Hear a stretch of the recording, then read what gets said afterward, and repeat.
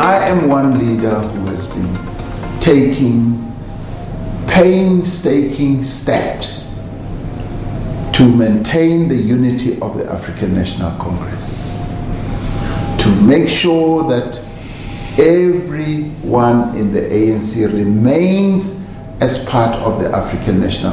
That is my responsibility as the President of the African National Congress. There are others who would rather prefer that take decisions, drive decisions home, decisions that can divide the ANC. I am not about to do that. I see my task as uniting the ANC. I'll give you a good example. Before President Zuma resigned, there were those who were saying, you are a weak president. Why haven't you kicked President Zuma out? Why haven't you dealt with him? And I said I would rather be seen as a weak president than to split the ANC. Right, that's our president, Cyril Ramaphosa, speaking after having secured $20 billion commitment in investment from his visits to Nigeria and the Middle East. The president says he hopes the boost of the economy, of course, through this funds, this will help revive it. Moving back home, the president still has a mammoth task of steering the country in the right direction. The persistent perceived divisions within the ANC and its alliance partners, the sensitive land discussions, hanging corruption allegations have brought criticism that the president is not showing decisiveness.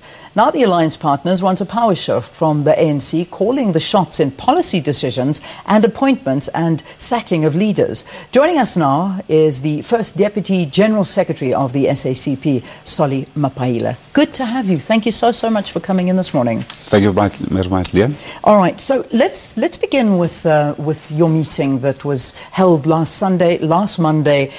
Talk to us about how it went. Do you feel more positive? I suppose that's a good starting point between the alliance partners. Yes, it was a very important meeting because it was the first time since the ANC conference that we met in that form, what we call the Alliance Political Council, the top 6 leaders of the 4 formations. We had very good and robust discussions. We discussed the state of the economy as a whole. Across various sectors. For instance, we discussed the energy, mining. We discussed state-owned enterprises. We discussed finance. And of course, we discussed health. We had our ministers responsible for those divisions coming to present. And indeed, we also discussed the state of the alliance and the operational form of the alliance, where we're able to table the discussion document on the reconfiguration of the alliance as the SACP. Yeah. All right. Let's get your feeling after this. Now, obviously, you were very, very vocal last year and the year before that on the issues of state capture, on the issues of corruption. Do you feel like this is being rooted out, or do you still feel that there's not enough being done? Well, from the statement that we issued, we reflected on the question of dealing with corruption decisively, dealing with corporate capture of the state. Now is a joint statement, and I think there's much more commitment to resolve those problems. What we need, of course, is to see one of the, if you like, so-called big fishes coming up, appearing in court, being charged for many of the allegations. There's been a lot of prima facie evidence that has been labeled against various individuals, and we need decisive action to be taken in that regard. But of course, those matters are issues that the prosecution authorities should actually act decisively without fear or favor as soon as is possible. They've been sitting with a myriad of allegations and evidence which they can utilize. And of course, to that extent, is not much perhaps a personal thing of the president, but the message must come from there, and we issued a joint statement in that regard. So that's a sign of a good commitment from our side about moving forward, that we will deal decisively with these wrongs. Yeah, I mean, doesn't it worry you, though, that in a way, nobody as yet has been held responsible for what is happening in our state institutions, and for the failure of our government and for the loss of the amount of money that we're talking about now. It's still not one single person has been held accountable, has criminal charges, is behind bars. That must be a bit worrying. Yeah, that's the point we're raising, that we're much concerned about that. But we did recommit ourselves collectively to fight decisively with corruption and allegations of criminality and state capture. Of course, you now know that the commission, the State Capture Commission, has taken place. Some people normally don't believe in commissions because they take long. Yeah. But otherwise, the commission has been put in shape. It has started receiving evidence as far as the announcement by the judge we know. So therefore, we want to encourage people to go through that particular process.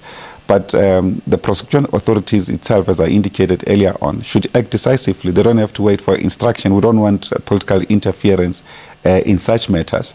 But where there are serious allegations that are laid against anyone, action must be taken as swiftly as possible, so that we can allay fears that there's favoritism. If there's this and that who's involved, they cannot be charged. But if it's so and so, then they can be charged. Yeah. But we really feel that we need strong action in that regard. That's an area that we're also concerned that no action has been speedily taken. One of the big statements that you made, and I think that you still, as an alliance, are still really trying to come together, because you, on behalf of the SACP, have said, and you still hold a threat over the alliance, saying, you know, we will go alone. We will run in these elections as an independent if we do not have enough say, particularly when it comes to the appointment of premiers, MECs, and we get away from this buddy-buddy kind of appointment and the corruption that is happening underhanded.